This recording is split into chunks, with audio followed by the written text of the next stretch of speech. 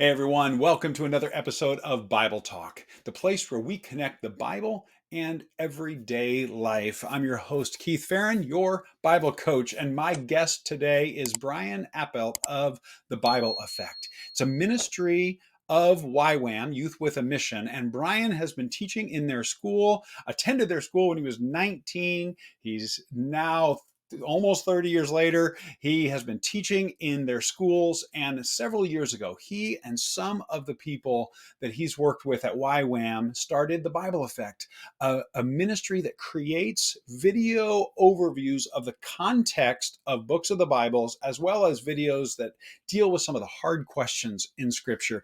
This was a fantastic conversation about a wonderful, wonderful resource. So let's dive into my conversation with Bryan from the Bible Effect. Well, Bryan, thank you so much for coming on Bible Talk. It's great Oh, to my have you pleasure. here. Yeah, my pleasure. Happy to be here. Yeah, and so let people know where are you calling in from. Give us a little overview on Bryan Appelt. Well, I am calling in from Vancouver, Canada, which is normally rainy Vancouver, Canada, but right now it is beautiful and sunny. So we are definitely enjoying this. Oh, I hear you. I hear you. Yeah, I actually had to close my shade of the window here because there was too much of a sunny glare. Which, We're not used to this. as you know, being in this part of, I guess it's the Northwest for us, the Southwest Yeah, for you, is it goes against everything we hold sacred to close a window shade when it's sunny outside. I know.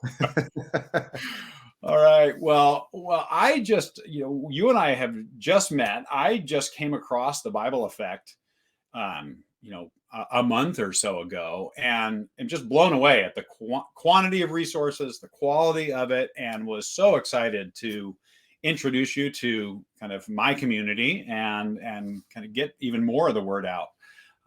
So tell us, I see that the mission of the Bible Effect is to empower believers all around the world to understand the Bible for themselves and live lives that are rooted in God's truth. So that's the mission. Give us the overview on what is the Bible Effect? Where did it come from?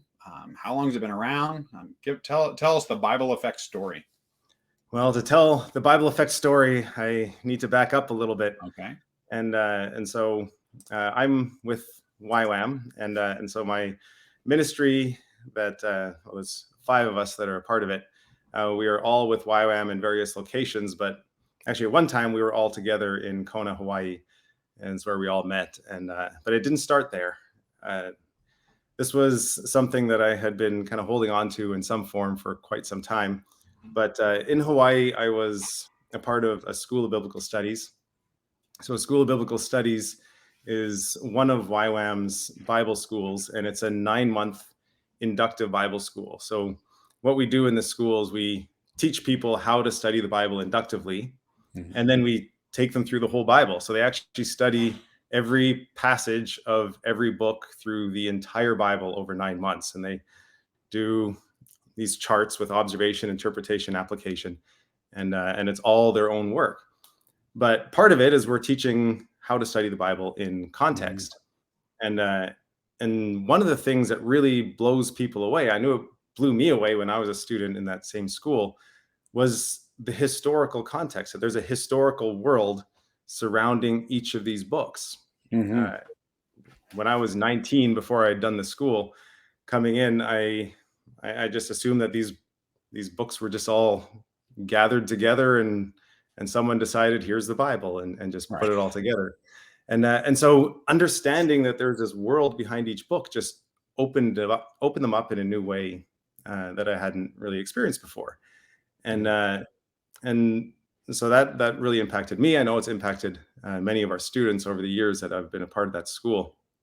And in the school, of course, we are YWAM, so a big part of just our DNA is know God and make him known. So our goal is not just to teach people in a classroom, but it's also to empower them to now go and bring these tools to others. Mm-hmm. And so a big part of our school is outreach. And so at the end of the 9 months, some of the students who still have the energy to keep going, they go to another country, and we'll send them to places like like Nepal or anywhere in the world. Mm-hmm. Samoa we've been to, and all over the Pacific and Asia, because we're in Hawaii. This is where we typically go.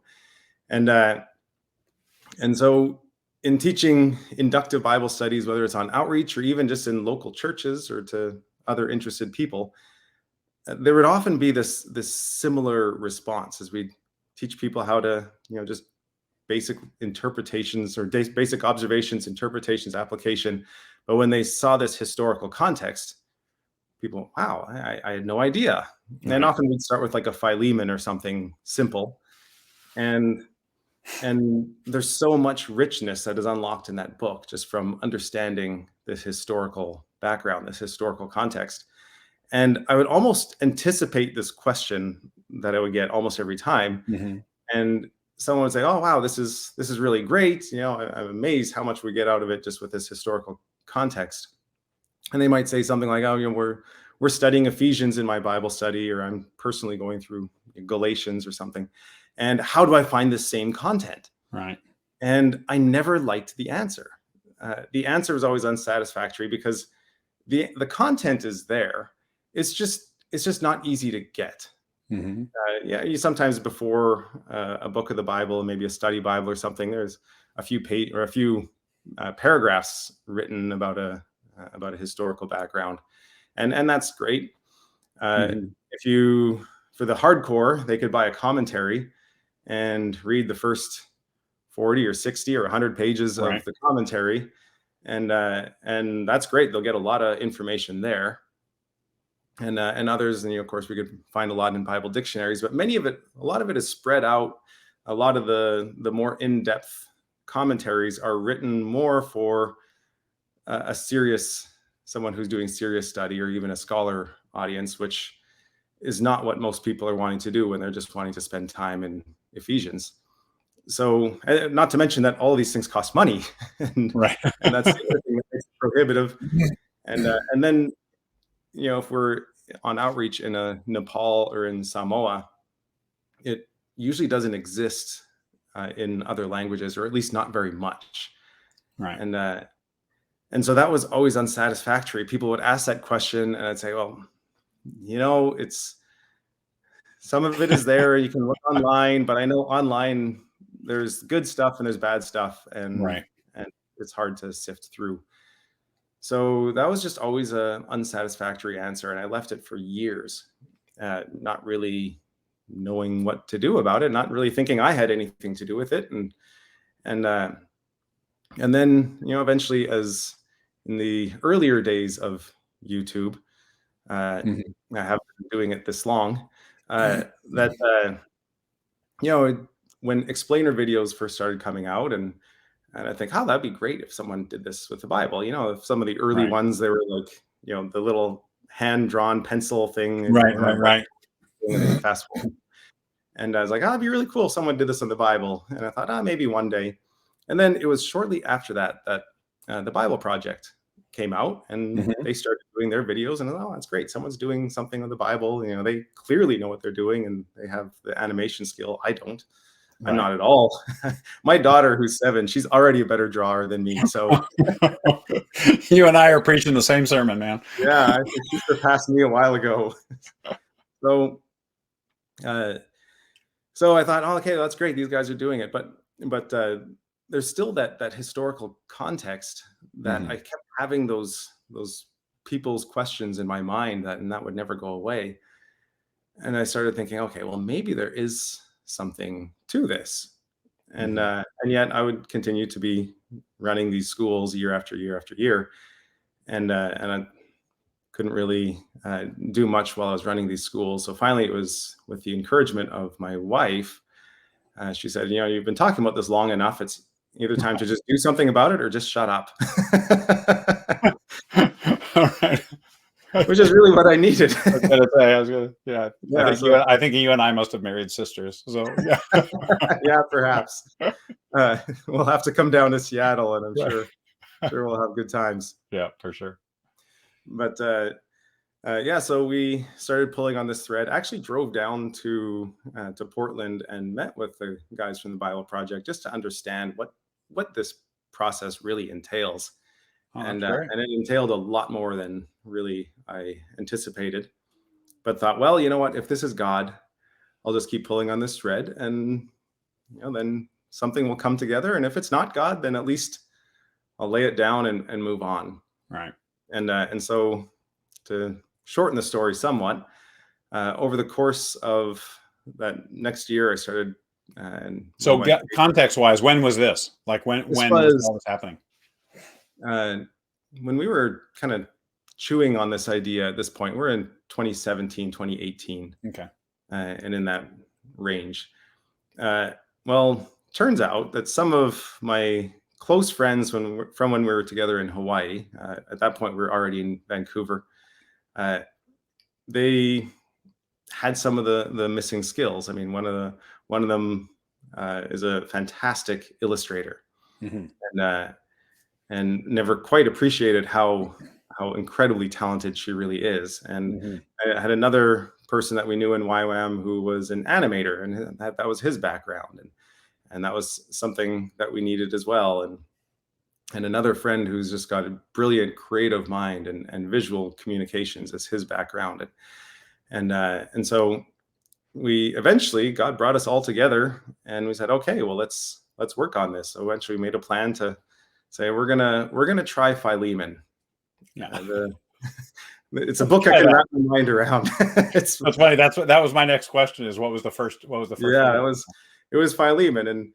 And so of course now I had to learn how to take something that I would maybe teach typically over many hours, and to bring it down into the 5 to 7 minute range that we were going for. Mm-hmm. And that was not easy. Right, I bet. And then of course things would be visual, and wasn't familiar with that either. And so eventually we stumbled along, and I mean, at least our illustrator and animator knew what they were doing. I was really the one who didn't know what I was doing and trying to put a script to this. And so I was the weak link. And then, but we did. We got Philemon done, and we thought, well, we're not going to stop there, because we also want to give people an understanding of what we're doing. So like, we need to do a video on context before we launch. And so we created a video on context. And actually our illustrator, who was starting to take a very keen interest in animation at that point, said, I think I can do this. And so she took on animation with that video, and did a fantastic job.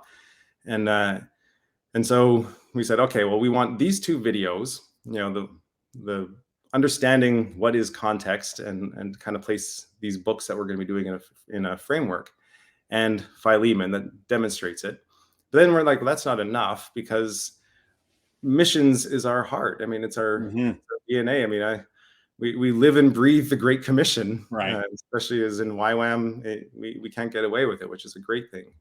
We can't get away from that. And so we said, well, a part of that initial heart for this ministry was realizing that Bible resources are not only these resources are hard to find in English, but almost impossible to find in many other languages. And so we said, well, let's launch in other languages. So we launched in 5 languages, and that's great. And from there we just kept going, and now our your first video was Philemon, and it came when you released it. There were 5 languages of Philemon. Yeah. Oh, that's awesome. Yeah. So because I've been looking at your website, and you've got, I mean, so many videos, and it's the context videos, and the answering difficult questions videos, and yeah. So we try to just help people, just give the little starting blocks into study. Mm-hmm. And sometimes, I know the frustration that many people have when they read the Bible is just hitting those blocks where you don't understand, and you feel lost, and you get frustrated. Mm-hmm. And so we thought, well, one of them is getting the historical context. And once you have that, at least that puts a book in a framework. Right. And then another thing is, some of these difficult passages, we thought, well, we can address some of these as well, but we didn't want to just be another voice that gives people all the answers. Right. There's some great people that do that, so I don't want to diss that. There's definitely a place for that, but But what we thought, we want to give people, here are some common approaches to some of these difficult passages. Mhm. And so we'll give like, here's three different ways. Now, obviously, many have many more than that, but we thought here's three ways that people approach some of these difficult passages, and just use your own study ability to see which one you think is the most likely. I don't think I have any great ability to tell anyone the deeper meaning of Scripture any more than anyone else. So I just want Mhm. to equip people and really get out of the way. Yeah. So with I mean, I love it that the videos and I'm just going to even show some people some things that, this is the Bible effect. If somebody heads on over, to the BibleEffect.com, that, this is your latest video, and people can see. I'm gonna play it but mute it so that it's I can mute it. I think I can only mute it if I go into I'm trying to think. Yeah. I can't hear it right now, so You can't hear it when I'm I can't playing it? hear it on my end. Okay.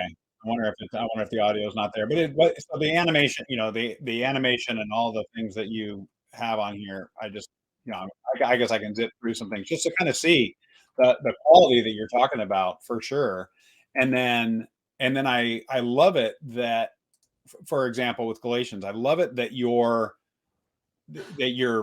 videos, you've got the background, and then you've got this the diving into study. I mean, I think that one of the things I'm constantly saying with my ministry is my goal is to turn people into Bereans, right? From Mhm. Acts 17, that Yeah. says the Bereans were of more noble character than the Thessalonians, and they examined the scriptures every day to see if what Paul said was true. And I'm like, okay, if these average everyday Bereans are checking up on the theology of the Apostle Paul and probably equipping people to dive into the Bible. And so you've got, discussion questions and notes and deeper videos that go in, so somebody could actually be equipped through this site to go on a journey through the book of Galatians. And so the resources that you've created, the study guides for these different ones that just kind of keep coming and keep growing. And I love that as I was going around your site, I felt like, okay, this is a site that is equipping people to go further themselves, not just telling them what they're supposed to believe about this. And so, and what, for somebody who's watching this, who's kind of got the question of, okay, what's their slant, what's their theological background, kind of how do you approach that? You kind of already mentioned that when you're tackling the difficult passages, that you'll kind of let people know what the different potential interpretations are and things. So, but and you and I have been using the phrase YWAM for somebody who might not know what that is. That's Youth with a Mission and Yeah. organization, and the Bible Effect is a ministry of YWAM, correct? Correct. Yeah. Okay. And so what is the theological background of you, your team, the Bible Effect, if somebody's kind of got that question? Or is there a point, a spot on the website, either yours or the Bible Effect or YWAM's, where somebody who wants to look at some of that, could look at Yeah. some? Well, great question. My background is actually in the very school I was running. So this School of Biblical Studies, this inductive Bible study school.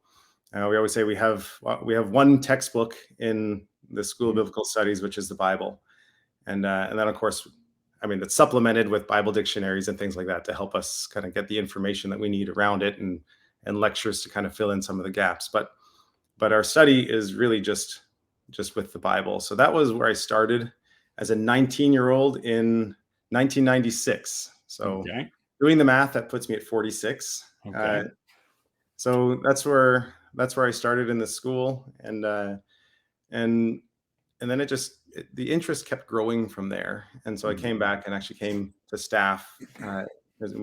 Each school is led and run by a group of staff. There might be someone who actually runs the show, but there's a group of staff who will kind of share some of the teaching and the grading load.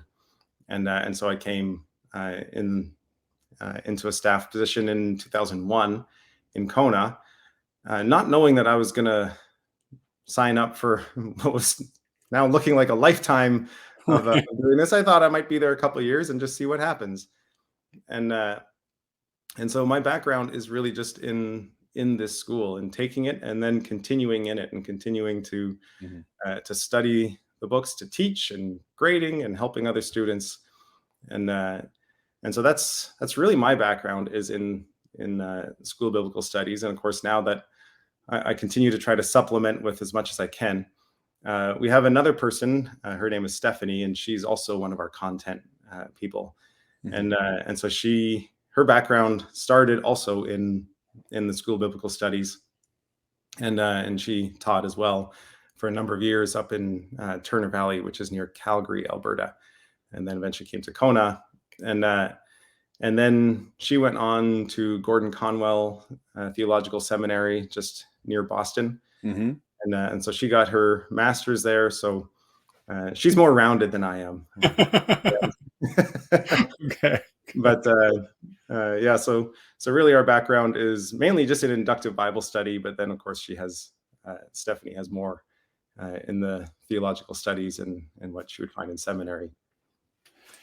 Yeah. So when I go to your YouTube channel, as of this recording that we're doing, you got, I think, 127 videos or something like that on your YouTube channel, and you've got overviews and you've got background and you've got difficult questions, all that. How many, as of here in early 2023, how many books of the Bible, these context videos, which are really kind of the foundation, if you will, of a lot of these other ones. How many do you have done, and what, as you think about timeline, are you thinking about just doing the New Testament, doing the whole thing? Do you have a timeline We're doing the whole done, or thing. is this just kind of going? So what do you? We're doing the whole thing. Okay. We're going to get into the nitty gritty of Nahum and all the other stuff that people often forget about. So we'll get there. We're just starting with the New Testament. We thought that might be the better place to start. First of all, I think So that so the how many historical. books do you have left to do before you're complete the New Testament? Uh, good question. Okay. Uh, I can tell you which books. Okay. So we've done all of Paul's epistles, Okay. and we've done all the other epistles except for John's. Okay. So we have done, Hebrews through Jude minus First, Second, Third John, Okay. and now we're working through the Gospels. Okay.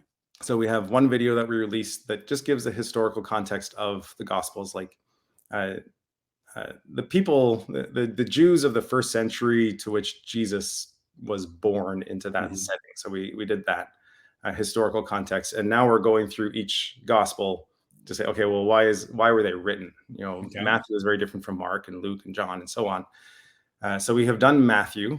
That one's already, well, you clicked on that one Yep. earlier. Yep. Mark is what we're currently working on. That one's currently in animation, and then of course we have Luke, that is just nestled up behind that one, almost ready to go. As soon as Mark is done, then Luke will just move down the assembly line, Okay. and we'll keep going. We have John and Acts to do, and then the epistles of John and Revelation, and then we move on to Genesis, and we'll work our way through the Old Testament. Yeah. Great. Great. So do you have any kind of, like, when you've looked at, now that you've made this many videos and know kind of the process and the system for that, do you have a master timeline? Like, our hope is that in 5 years we'll have the whole Bible done, or 10 years, or 2 years, or do you have some of even that? I learned early on to throw out my own master timelines, because Yeah. I I really don't know how long it'll end up taking, because some of the books they may end up having to take a few parts. I'm not Right. sure if we'll do Genesis in one part or if that will be split up into two. Uh, Right. Isaiah covers such a long range of history. Oh, I for have sure. no idea how to do that in this 7-minute range. Yeah. and Explain adequately. Isaiah to me in 4 minutes, please. Yeah. Yeah. Thanks. Right. The Israelites disobey. They go into exile. God still loves them. They get restored. Okay, It's well, like, maybe it's almost we need some easier to do the services here. 20-second overview than the 7-minute overview. It's like I can give Yeah. it to you in 30 seconds, or I can give it to you in an hour and a half. Yeah. But So we'll uh, see. We'll see exactly how long it will end up taking. that's right. But of course, it'll still be a number of years. And people often ask, okay, well, there's a finite number of books in the Bible. What do you do after that? And I think there's so much historical context to cover in between, and so much more. I think a lot of people don't understand the Babylonian exile and who Mhm. were the Babylonians. I mean, there's a lot to just cover there, and then the Assyrian exile of the northern kingdom, and what was the Roman Empire like? We can go into that to some degree in some of our videos in the New Testament, but there's a lot more to cover there. Right. And so I see we can provide the resources that one might find in a Bible dictionary, but in video format, and just have it all for free on online, so people can just have a place for resources. Right. And I mean, we don't make any of our material up. We always try to source everything through established, published scholars who are respected in their fields. And then after we have a script, we also have two advisors that we give everything to. So after I'm done, for instance, Luke just recently, then I pass that on to one of our advisors is more. He was a professor in more of an area of biblical studies, and the other one is currently a professor with the College of Idaho, and he's a historian. And so we get kind of these two Mhm. sides to try to sharpen our videos and Right. Oh, they're great. help with Yeah. any information that we're maybe still needing. And so Yeah.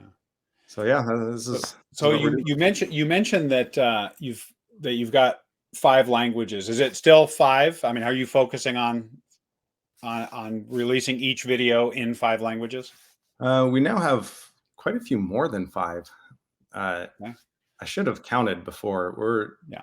We're at 12 or so. Well, let's look at it because I think that Now we'll see if our website is up to date right, exactly. with our So languages. if I go into one, is that where That will it's be gonna just for actually? the English. In the main page, if you go down further, there it says our international. A Mm, little bit up, somewhere in there, I saw. Oh, now I'm a little bit lost where we are, but uh, videos. Maybe it's down. Is it down here? oh yeah, International. there we Yeah. go. Okay. 1, 2, 3, 4, 5, 6, 7, 8. Holy cow! You're going. Yeah, so we have So 8 there.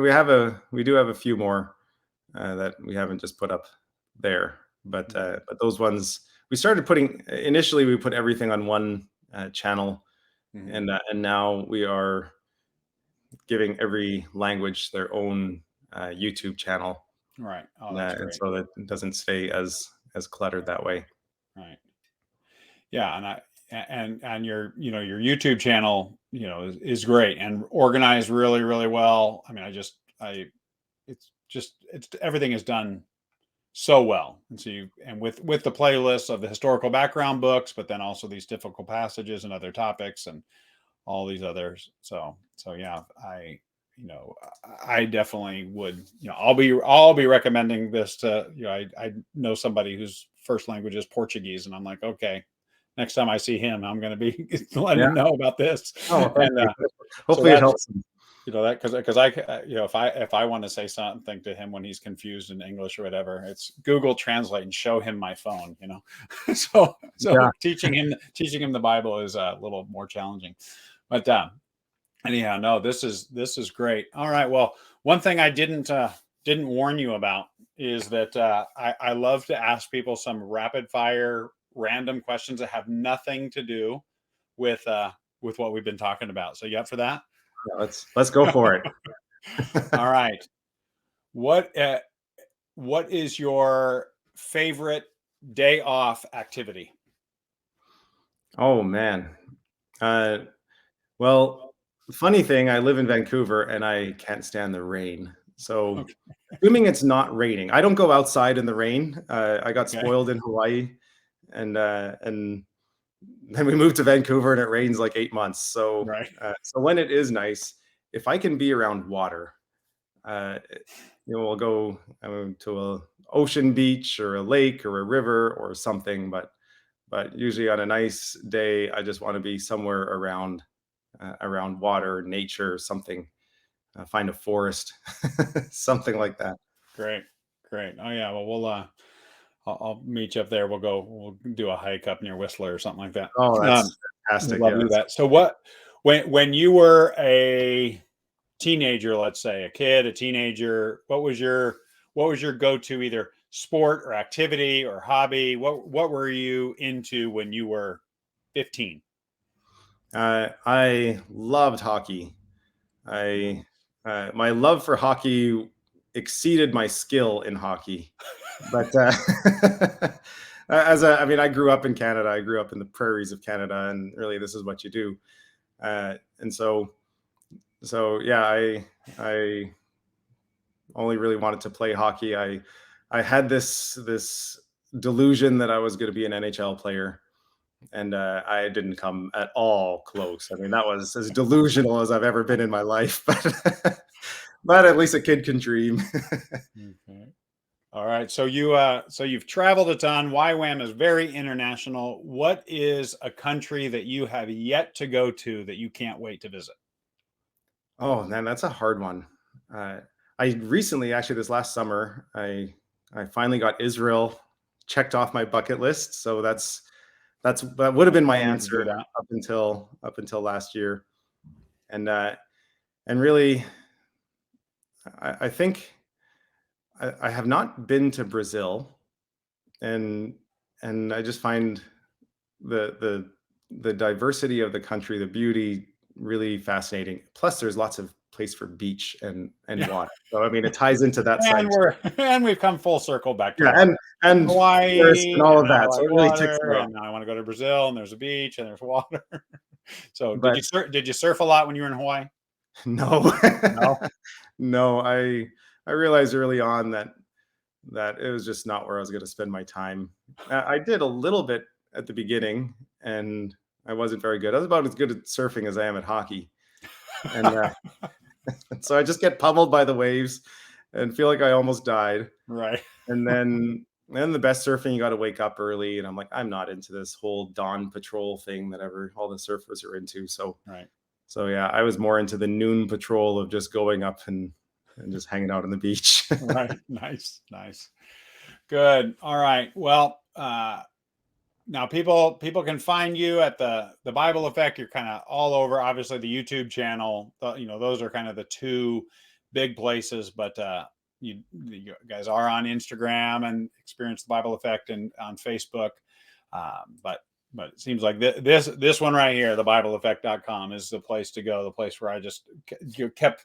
I figured I needed to go to your site when I had something to do later, or I was going to go down a rabbit trail of spending hours and hours, because the quality of stuff that you guys put out and the amount is really fantastic. So I appreciate you spending some time with us Oh, thank you so much. and just helping people become Bereans. I just love it. I feel like we've got different skill sets and the same mission. So I just love it. That's So right. Yeah, glad that I came across the Bible Effect and that you were available to come on to Bible Talk. And I look forward to buying you lunch next time you're in Seattle.